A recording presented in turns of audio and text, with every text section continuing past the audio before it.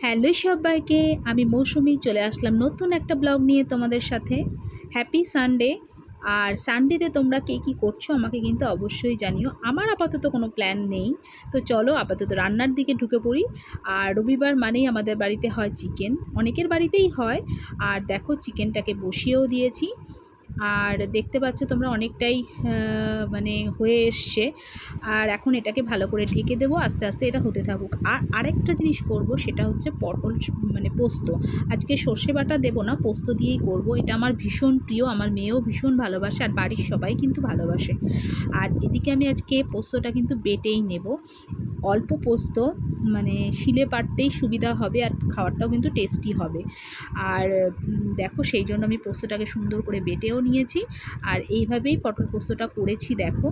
আর মানে আমার তো ভীষণ প্রিয়। তোমরা কি ভালোবাসো এইভাবে পোস্ত খেতে? আর চিকেনটাও কিন্তু রেডি হয়ে গেছে। চলো আবার আসবো নেক্সট ব্লগে, ততক্ষণের জন্য টাটা।